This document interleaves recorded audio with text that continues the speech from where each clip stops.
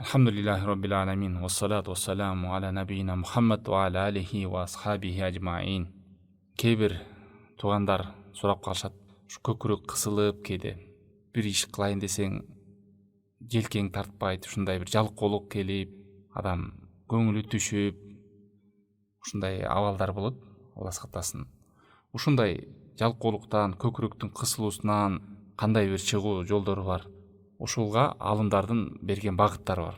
Ибн Таймия рахимахулла сөзү айтат: "Дава мен асабаху дыйк". Биринчиси ал-илтижа илаллах.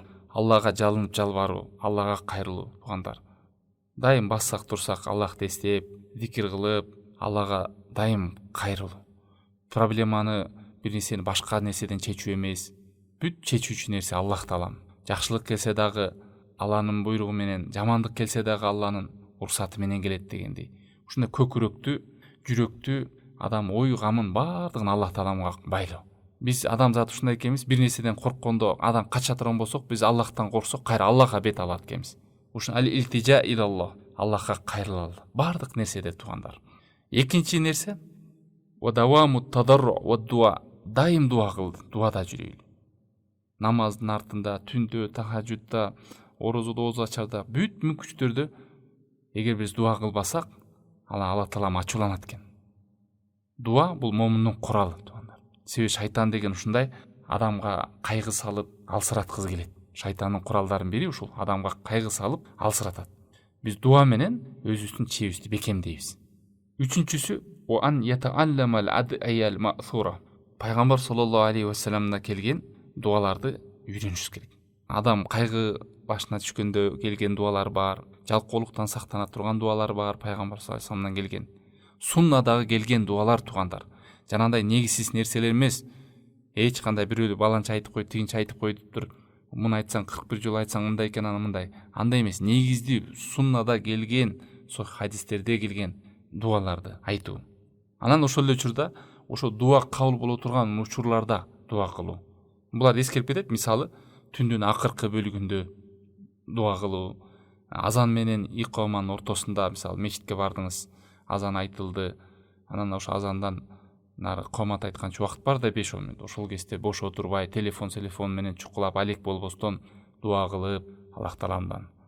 Ошондой мүмкүнчүлүк дуа кабыл болот. Анан саждада, тугандар, офи суджуди, саждада, бул дагы чоң мүмкүнчүлүк, дуа кылып, бул жерден кабыл болот. Адам баласынын Аллах Тааламга эң жакын учуру сажда учуру деп келген хадисте. Анан офи адбарис салават, намаздын акырларында, айрыкча саламга чейин, аттахият салават айткандан кийин салам берген чейинки келген пайгамбар саллаллаху алейхи ва салламдын суннасында дуалар бар, тугандар. Ошолорду жаттап, ошондо учурда дуа кылсак кабыл болот. Бул эми негизгилерде, ушундай учурларды кое бербеш керек. Кийинки дагы кыйын абалдан чыгуун жолдору истигфарды айтып жүрүү. Дайым адам тилинде истигфар болуу.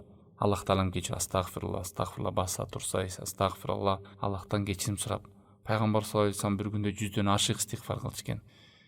Аллах Тааламдан кечирим сурап, күнөөлөрүнөн өкүнүп, тобо кылып, ушунун баары истигфар, тугандар.